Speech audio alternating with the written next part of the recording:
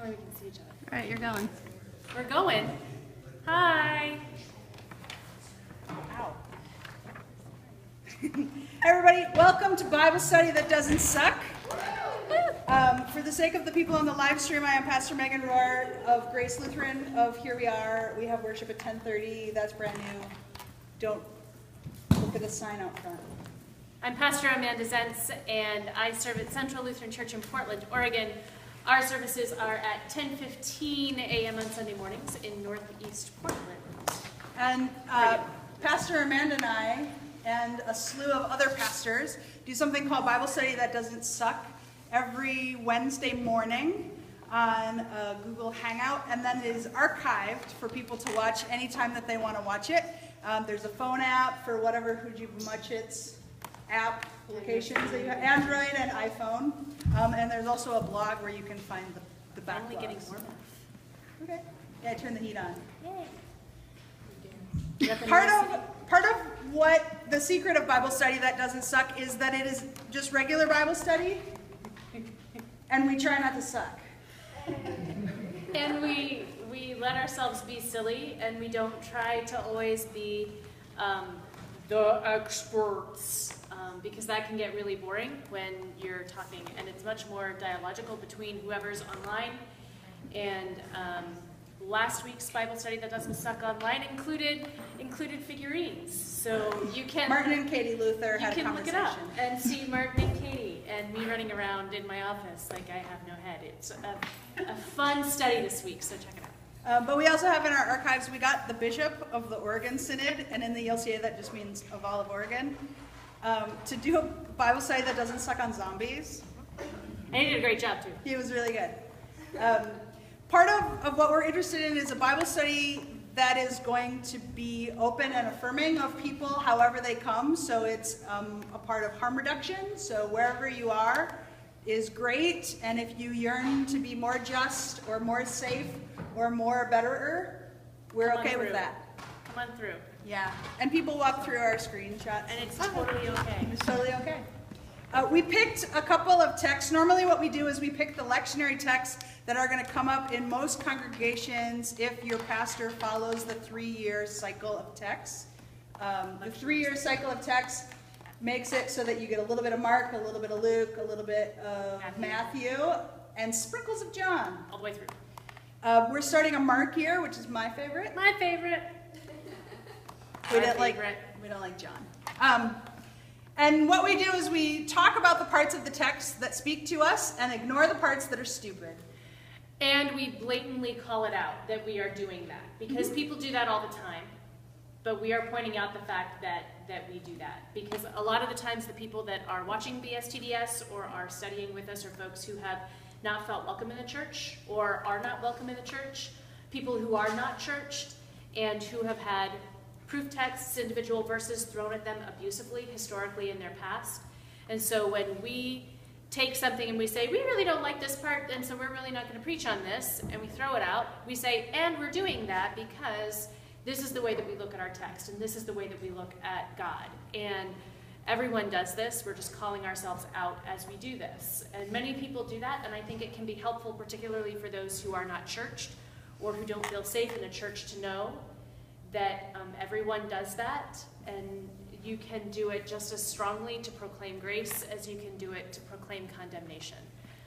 And we encourage people to, if you find something that works for you, do it, or read it, or keep that scripture.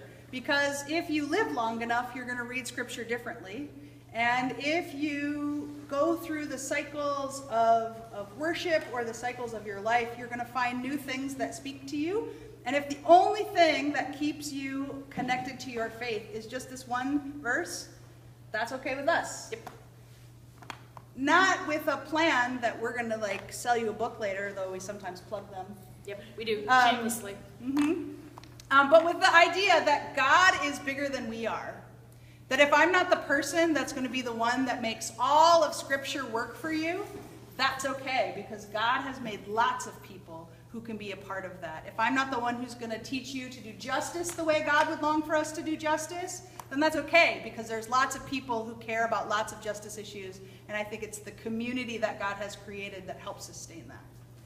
You think we should actually do Bible study? Yeah. I feel like we should actually do Bible study. Let's do it. So we've picked a couple of texts that in a pinch, when someone says something jerky to you, you can either remember them or remember the essence of them, okay? Or if you are looking for something to inspire you into action because you are feeling nervous about this feeling like you want to do something to change the world, but you don't know how or why, these are texts that you can go to give you that extra little kick in the tuchus to get moving. And because they're our favorite. That too. And we're biased. The Very. first is from Deuteronomy chapter 16. It's much better when a rabbi talks about this, but I'll give you a good third or fourth or fifth best version. This is a text. My favorite line in this text is the part about justice, right? Verse 20. This is the like Christian translation, so it's not as cool as the rabbi translations. It says, "Justice and only justice you shall pursue, so that you may live and occupy the land the Lord of God has given you." Before this in the text is a lot of rules we wouldn't follow anymore. After this in the text is a whole bunch of rules we wouldn't follow anymore. But I like this line. If a rabbi was here, they would tell you that in the Hebrew, the way that it is written in the text is to say, "Justice, justice you shall pursue."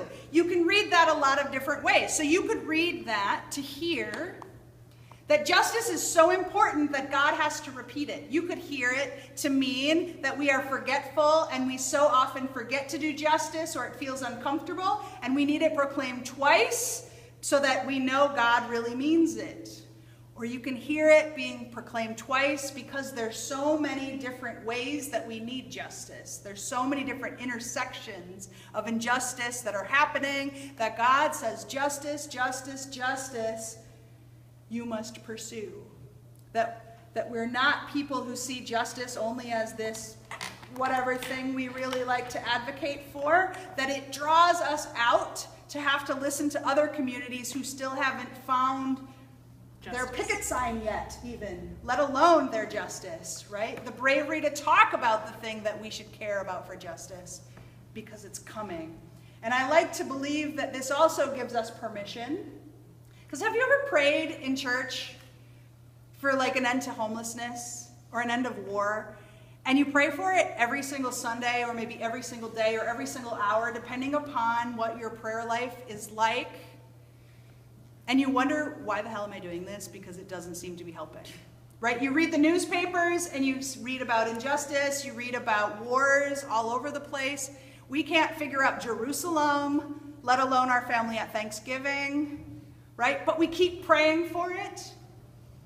Like the woman who goes to the unjust judge and nags him to get justice.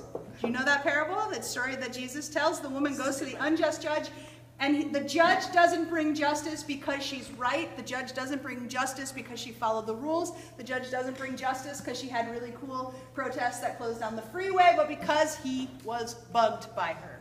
He was tired. He was tired of listening to her, and he thought if he over. granted her what she wanted, she'd stop coming. Yep. So sometimes it's our job to bug God for the justice we deserve. If you don't believe me, read the book of Isaiah. Isaiah gets really pissed off that he has to keep calling God and asking for justice, right? The Psalms are the same way, repeating. And there's that flow that the Bible texts have for us, whether it's the book of Isaiah or it's the Psalms, hey, you didn't do that yet, God. And I'm mad about that too. Down with everyone who brings that kind of injustice in the world, usually the Moabites, because the Bible hates them a lot, right? And then it cycles back into, well, I guess you're God and I'm not God, and you probably have a plan, and yay, God, you did these great things. Oh, remember that time you made that coffee and it was the best coffee we ever had? Yay, God. Oh, but that really is horrible, and you should work on that, and the carpet is yuck, and it kind of keeps going through that cycle. And we have those cycles of, yay, God, you're awesome, and right? Justice, justice, justice, justice, justice. That's what I think. What do you think, Amanda? What do y'all think? I like to do this where I stop at an awkward point and I look at one of the other pastors and I go, so, bad things happen in the world. Yeah. But this is cool because y'all are here. So what do you hear in a passage like this? Justice, where we're talking justice, about I shall justice, pursue. Justice, justice. I think whenever you see a word repeat, I always go back to my theater training and my work with Shakespearean texts. And whenever the bard writes a word over and over again in the text, it's something to really pay attention to. And as an actor, you're trained to pay attention to how you would say that word over and over again in such a way that it would A, remain interesting to people, and 2, fit into the iambic pentameter. And Double, boiled trouble. but there are points in different plays where the same word is repeated over and over and over again. And so why would that be? And I think it's the same in our scripture. Why would we repeat the same word over and over again, except to say justice, justice. Like, listen to me. Don't just let this fly by you, but like, heads up, listen, this is worth repeating. If I am talking with you and I say the same thing over and over again to you, you are loved. No, really, you are loved. You are loved, loved, loved, loved, loved, loved. If I say it over and over again, eventually that word permeates through our own barriers of, I can't hear you say that because, and eventually I'm going to hit you with the word love enough that it's going to get all the way through and into your heart, and you're going to realize how much God adores you, right? So if we have this where the scripture is repeating this word justice, and it's not just there, but it comes up in the verses before, you must not distort justice, right? So we're already getting a start of this word that is coming, and it's going to come through again and again and again and again, a call for this. So my question, since you're here in the room and we're not just online and we don't have to just say, the texts are right down here, everybody. Otherwise I'll talk the whole time through, and I really will. Yeah, we'll just keep babbling. But since you're here, when you hear the word justice, what do you hear? That was a really good sound effect. Other than big vehicles outside on the street. Yeah. What do you think of when you hear the word justice? And you're not on camera, so you can talk without fear of being seen. It won't be turned towards you, it'll stay on us. Mm-hmm. Is there anything you think of? For me, I usually think about, it depends on how it's said. I either start listing the different types of justice that I can think of, or like, if I'm thinking about it more broadly, like building relationships and healing relationships. So justice is building relationships and healing relationships. That's powerful. What are other people's experience of justice? Anyone have experience in a legal court system of any kind? Yeah? Did you feel like you received justice for whatever it was that you filed your petition or experience for? Wah, wah. Right? Okay? So it may not be that justice is about legal things. Even though we say, Lady Justice is about legal things, those of us who have filed petitions to the court may not have felt like it was particularly a just action or justice that we received. At least I don't know that I felt justice in either of the proceedings that I filed in court. Not that I didn't receive what I asked for, but justice. Has anyone is ever more felt than that. justice in a breakup? Justice in a breakup? How about justice in advocating for someone other than yourself? Have you been able to find justice for another person? I'm an ally, right? This is what I'm trying to learn how to do, is to build justice for communities around me. I have a ton of privilege, and I want to get rid of it, right? So I seek justice by seeking ways to destroy privilege. Like wearing a rainbow dress? Like wearing a rainbow dress, right? We're silly. So what are the ways that we can destroy, that we can buck against privilege in such a way that we can call out for justice? Another place in the Hebrew scriptures that if you had a rabbi around, they would remind you of is the Noah's Ark story, because that story begins in the Hebrew saying, Noah, Noah. And you would think, well, why would you put that in there? Maybe God had a stutter. Like, why would that happen? And it's because the word Noah means selfish. Because Noah never once says, why can't I save the other people? Right? Noah saves his family. Noah saves the animals. But Noah never says, hey, what about them? It's not until Abraham comes along and says, what if there's 70 great people? Well, what if there's 40 great people? Well, what if there's 7 great people? Well, what if there's only just one? Can we save them? And there's that advocating outside of yourself that, according to the beginning of the Bible, is learned behavior. I think it is, and it's hard. It's hard to be an advocate for ourselves, and it's hard to be an advocate for others. Right? It's hard to be an advocate in this world. It's not easy. It's certainly not easy.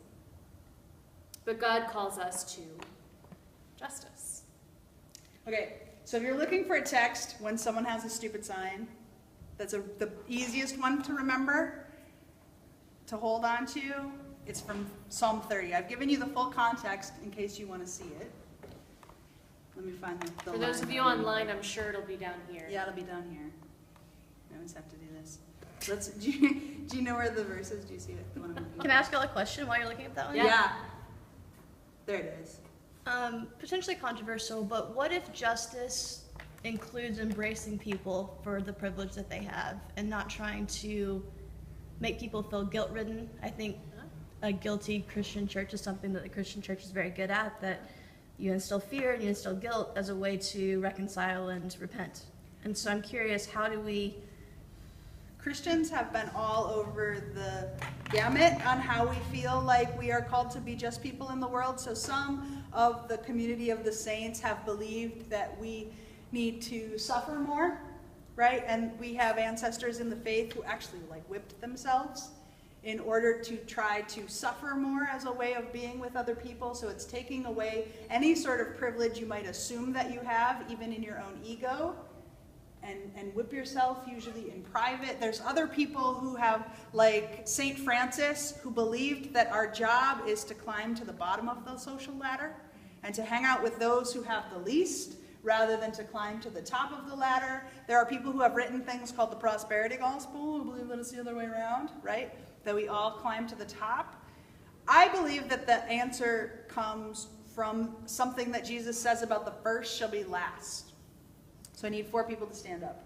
But I think I'm hearing the question differently than this. But at first we got to have. We got to 4 do people this, stand but up. I think I'm going to come back and see if I can also make sure your question's answered. So 4 Here's people, what I think. stand up. We need 4 people. Stand up. Yeah.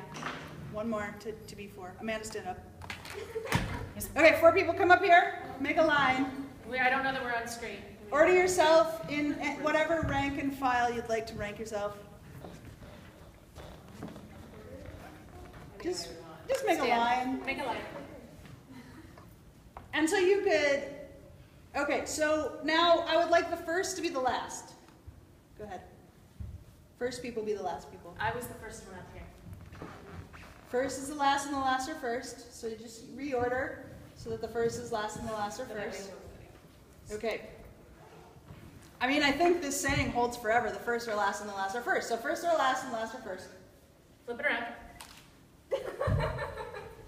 Right? You could do this forever, right? The first are last and the last are first. You could Okay. do this forever. You could rank people. You could say the priests are the most important. You could say this race is the most important. You could say height is the most important. But if the first are last and the last are first, this line can never be still. Because as soon as you have a first, they have to be last again.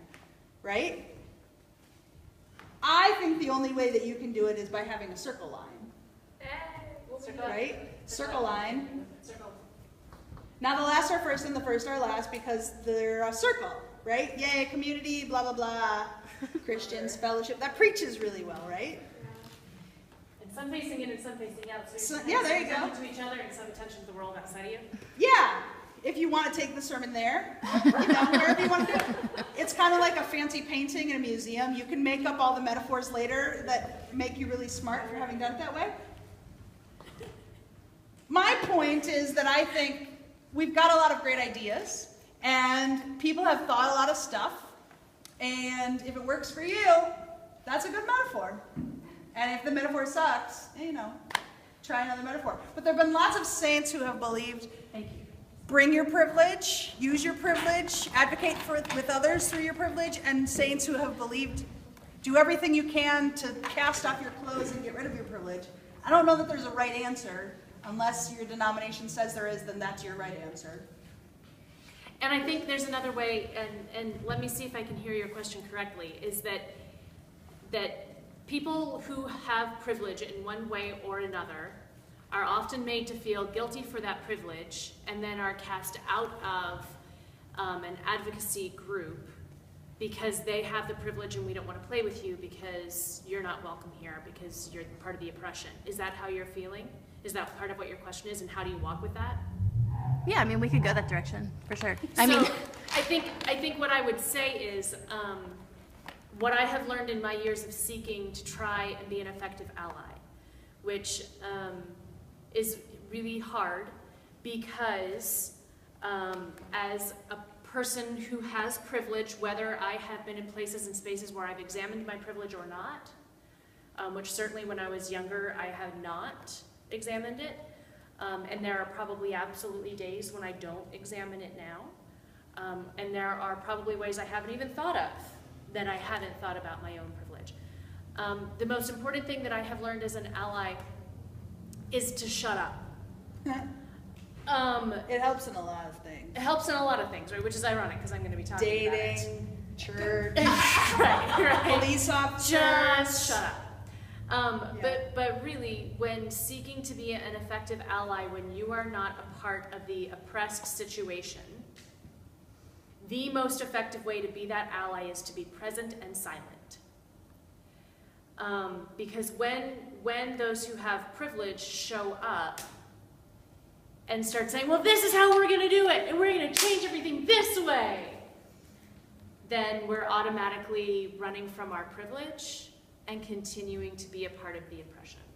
So I can take it out of all controversial issues. I can take it away from Black Lives Matter. I can take it away from LGBTQIA issues. I can take it away from any racial issues. And I can say clergy and lay privilege, right? Because as clergy, we have a ton of power.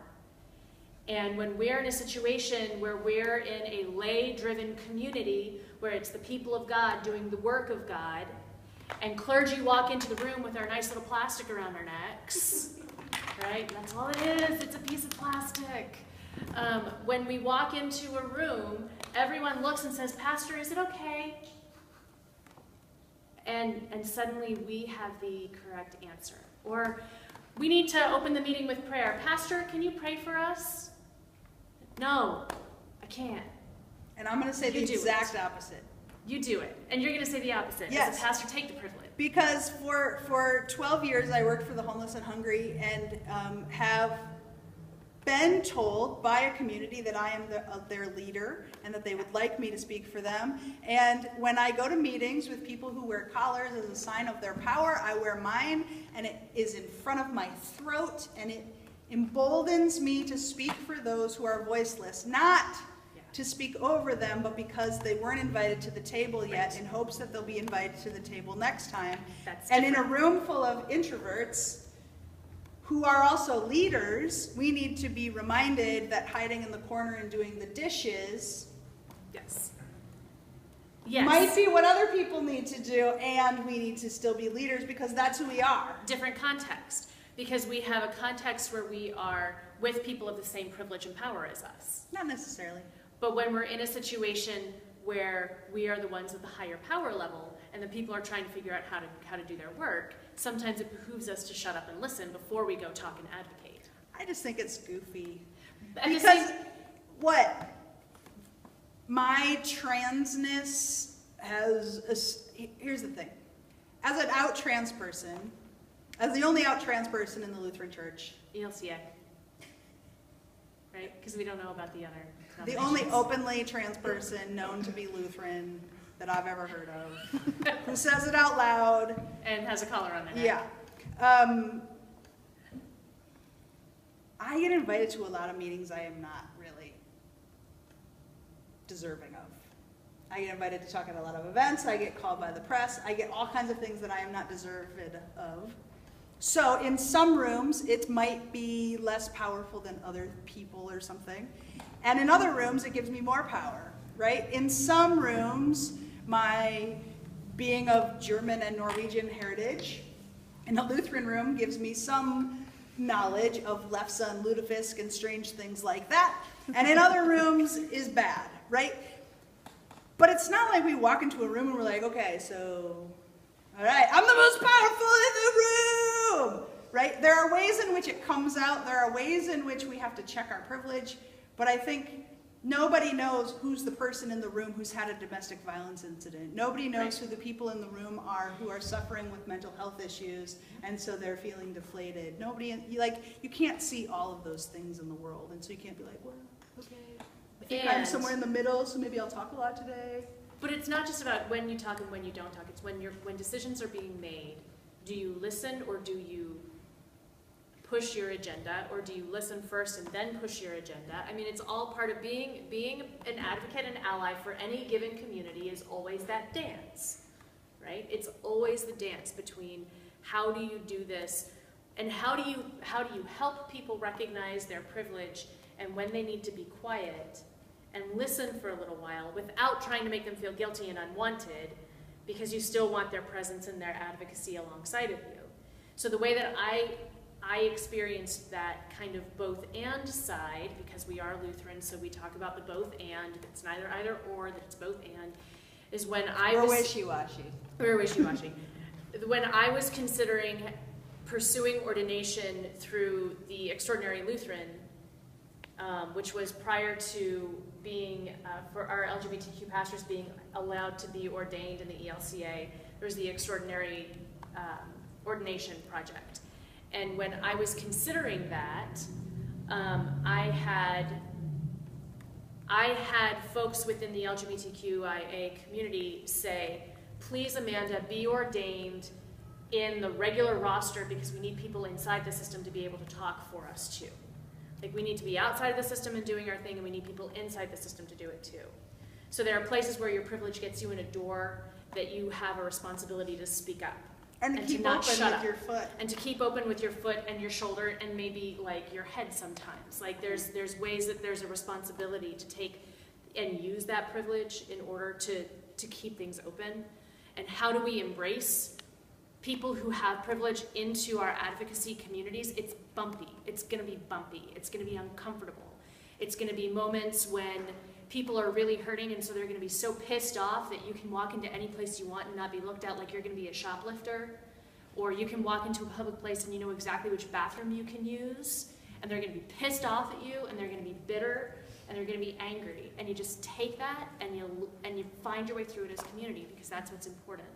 And I think we'll come back to the Psalm and say that in those moments when communities of justice and justice seeking are having those kinds of bumps, and when people are looking at you and saying, you're a blah, blah, blah, blah, which is the power of the hour. I mean, the one that people feel like is really getting abused right now. It's, my bishop owns it. He's like, I am an old white man. I'm an old straight white man. I'm a bishop, old straight white man. And I got privilege overflowing everywhere, right? And still he wants to try to learn how to be an effective ally and advocate. So in those situations when we're all mussed up and we're all fighting and we're all trying to figure out how we fit into this, we have this line from the Psalms. Where is Verse it? 5, verse 5. Verse Verse 5. 5 is the best verse ever, and it's easy to memorize for Greeky people. For God's anger is but a moment, and God's love lasts a lifetime. If someone ever says, you can't be loved by God because blah, blah, blah, blah, blah. Because you have too much power and privilege. God's anger lasts a moment, God's love lasts a lifetime. You don't have to argue. You don't have to agree on theology. You can just come together around the fact that God's anger lasts a moment, God's love lasts a lifetime.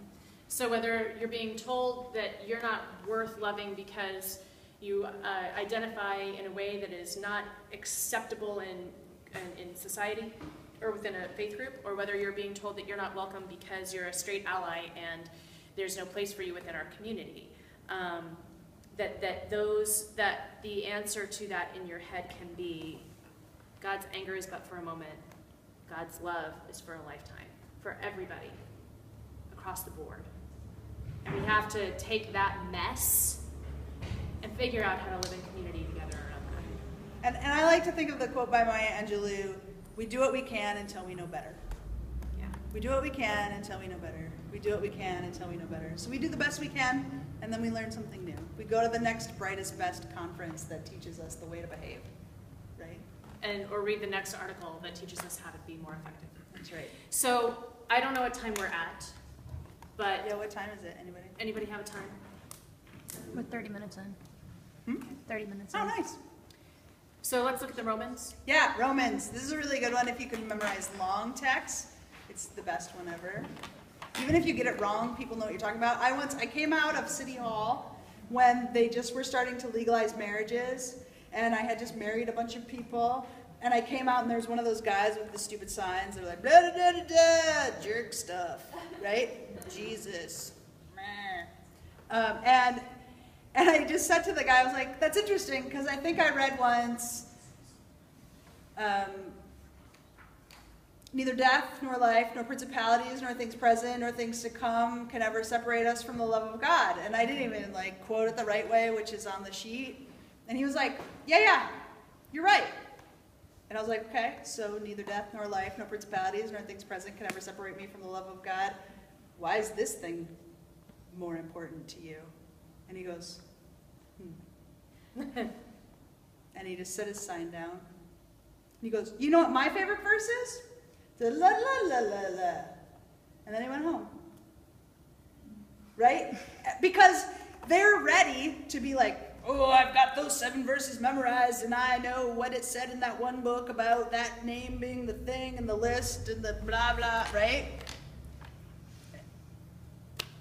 And simply, if Bible study doesn't help you understand what God thinks, and Bible study, if no amount of Bible study could ever get someone to agree that you're loved by God, then it's not the Bible that's the problem, right? If no amount of Bible study could ever change someone's mind, it's not the Bible that's the problem. I had the pastor, when the congregation was leaving this space, he started his conversation. He gave me a lecture after he gave me his keys. And he had signed a form that he would never sue us. And he goes, sit down, I would like to be your dad and or pastor. He didn't say that. He didn't say that, actually. I just made that up. He said, Megan, I just want you to know I am okay with gay people and transgender people.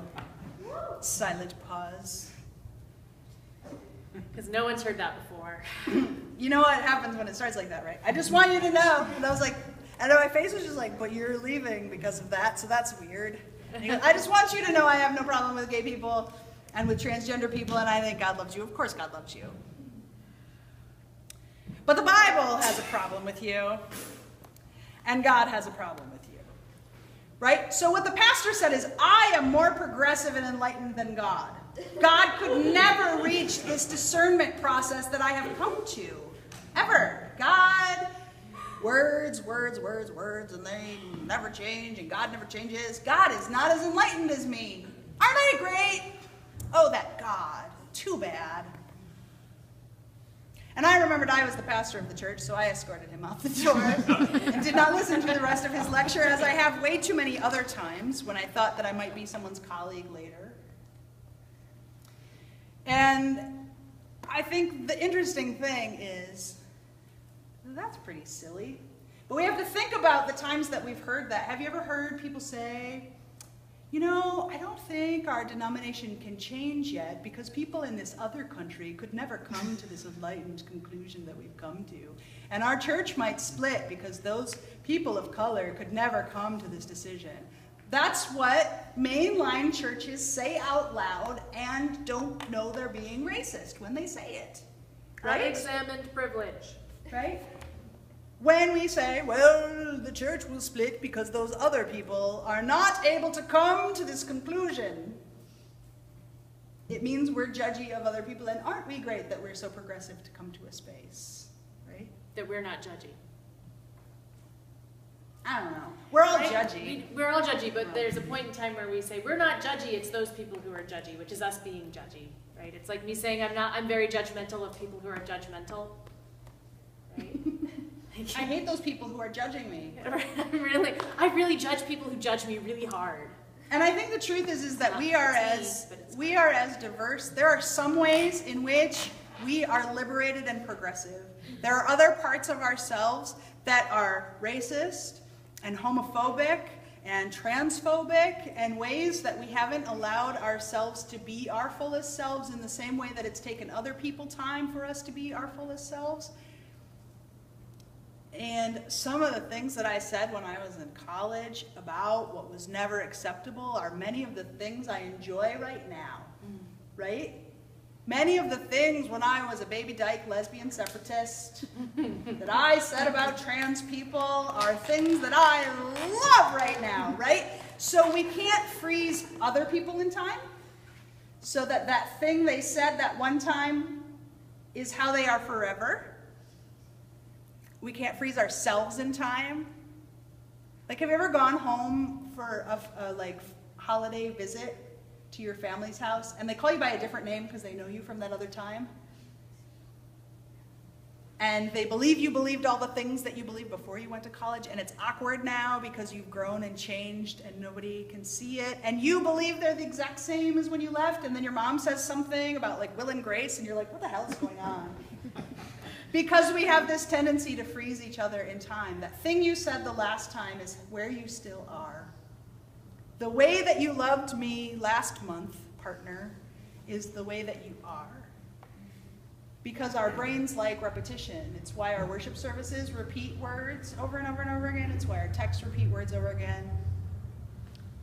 And it's why we need to hear over again, justice, justice, justice, justice, justice, justice. And that nothing can separate us. Ever. And God's anger lasts for a moment, and love is for a Love is lifetime. for a lifetime. Yeah. Nothing, nothing, nothing. Yeah, okay. I thought we'd repeat all the verses we talked about. So far. Do you want to talk about the withered hand? Yeah. Okay, Don't so forget. this passage is my favorite passage. This is the Gospel of Mark, chapter 3, verses 1 through 6. And it's a really, really awesome story where Jesus goes into the synagogue on a Sabbath, and the people who want to frame him and get rid of him have like planted this person with a withered hand in the congregation, and Jesus sees him. And The plant. If you're nice to this person, it's over for you. it's over. Like, if you heal this person on a Sabbath, then you've broken the law, and so we can get rid of you. And so there's this man with this withered hand, right? So this person with the withered hand has not been able to be a part of community. This person with the withered hand has not been able to work. This person with a withered hand has not been able to provide for his family. Or worship, or be a part of the social structure at all. Or go to a bathhouse. Go to a bathhouse, do They had those then. It was any number of different. things because of this deformity in their hand. And so this is the Sabbath, and so you're not supposed to do any work on the Sabbath, and they bring this person in, and Jesus sees this person, and he brings him forward, and he knows it's a setup, right? Jesus completely is aware of the fact that he's being set up. And he tells him to come forward, and he says to them, is it lawful to do good or to do harm on the Sabbath, to save a life or to kill? And he looks around and he gets pissed off, he gets angry, and he was grieved at the hard-heartedness of the people who had gathered. And he said to the man, stretch out your hand. He stretches it out and he heals it. In the Greek, it's really cool. You can't tell that it's really cool because Yeah. the English is really boring. In the Greek, it's really cool because his hand is like withered, like those cool Joshua tree thingies. Have you seen them? Like a wizard tree in the desert. It's all like salted and like it's old-timey trees. You know what I'm talking about? Sure. And it's withered, and it's all dried up, and this word where it says stretch out your hand, it's a hand that is quenched. It like gets its liquid back. Yeah. It refleshes around it is to make you think of those dry bones in the desert. It's Yeah. to make you think of the withered fig tree. It's the opposite of what happens to the fig tree that Jesus. Withers. He witherizes it. He de-witherizes it. De-witherizes. He de-witherizes the hand. That. It is He- cool. Poofs it back up. And Like it's that. made whole. And so this person is restored to community and can work and do these things. And the reason why I find this passage, and then and the final verse of this is, the Pharisees went out and immediately conspired with the Herodians against him, how to destroy him. Like, in the Gospel of Mark, this is the action that causes them to seek his crucifixion, is healing this man with the withered hand on a Sabbath, on Sunday, or Saturday, on Sabbath. La la, then he dies. Right? And so the amazing thing I found about this passage is that it was, when you see an injustice, when you see something wrong, you can wait for the right time, the culturally appropriate time to go forward and to do something about it. You can wait until you know you're not going to get into any trouble. You can be careful. You could say, like, hey, meet me behind the synagogue. I'll totally take care of that in 5 minutes. And then, like, cover it up with your robe or something so no one sees, and then you're good to go, right? You could totally, like, back room the healing if you want. Or you can get pissed off that they would dare use someone as bait, and someone's plight and pain and separation from community as bait, and you can call it out, and you can fix it in public right then. It ends there, just as a warning. I mean, I'm not going to candy coat. That's where it ends. And it ends with the entire world changing. So if following Jesus is what it means to be a Christian, you get to break the rules. You get to. When there is someone who needs healing, when there is a situation that is calling for healing, which I think he breaks a bunch of other rules. I can say is justice, yes, the rules of human culture can be broken. And justice breaks in when it's inopportune, which is also a warning.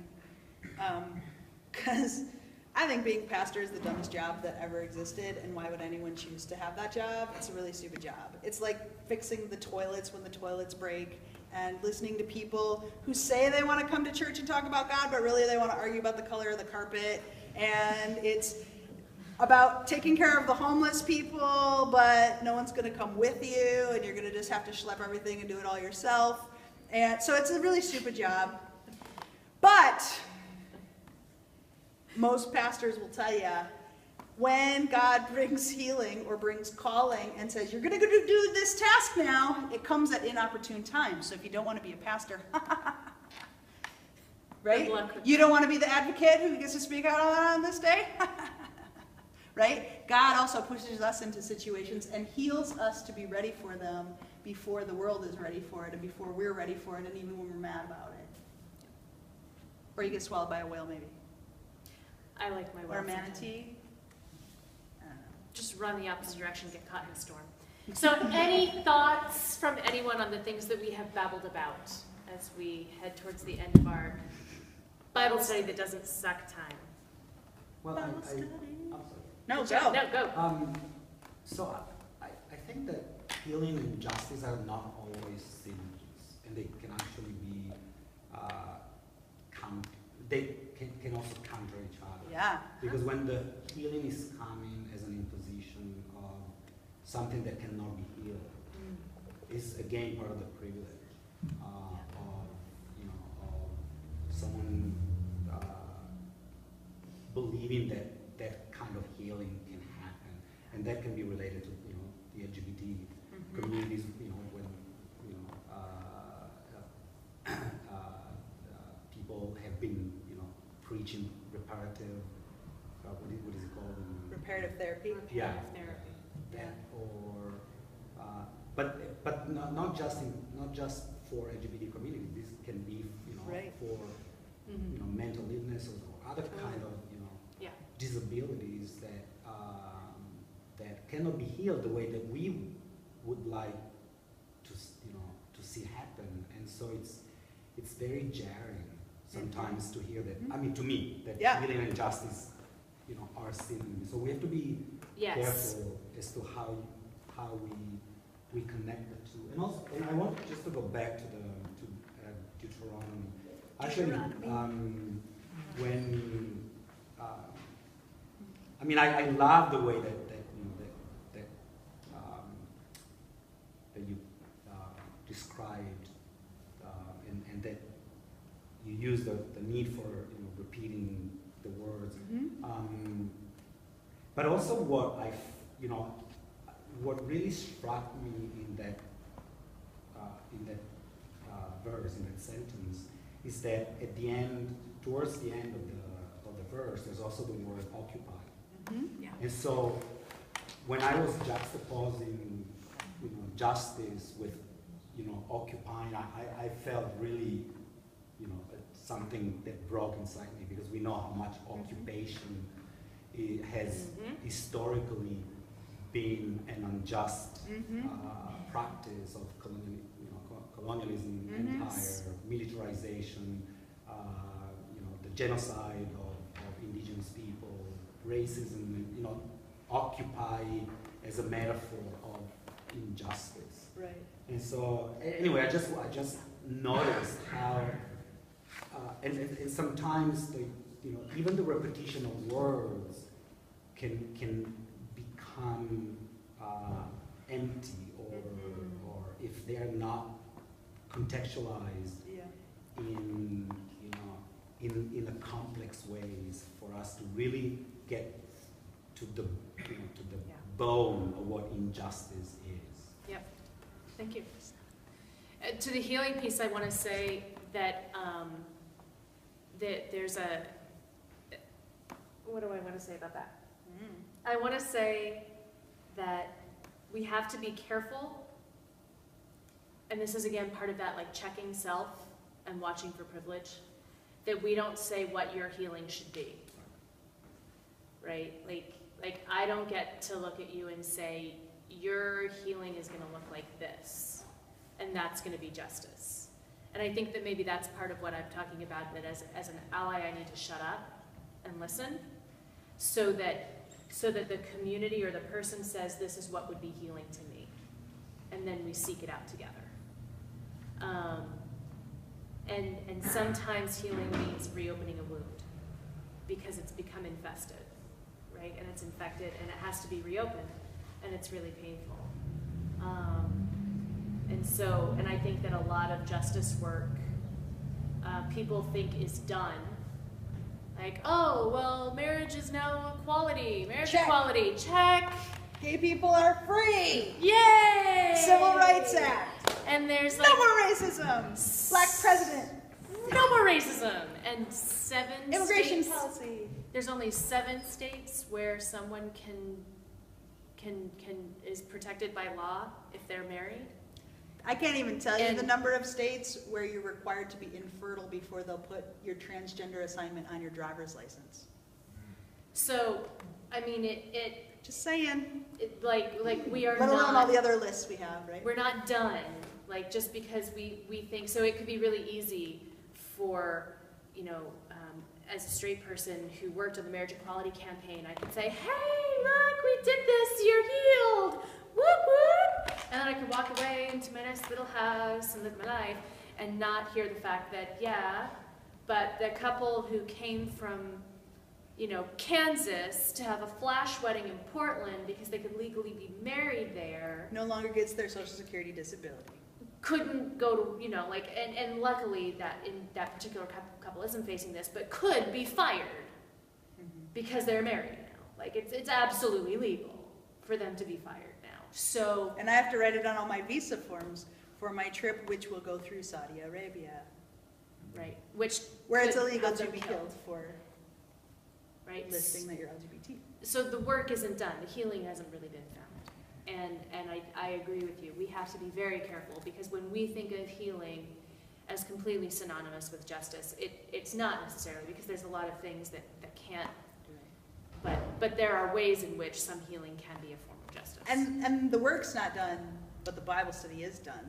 there we go. Because our time's up. And hopefully, you are left by feeling like, man, I just have more to say about that Bible, which is how we all feel just all the time, like on the bus. Ooh, where's my Bible?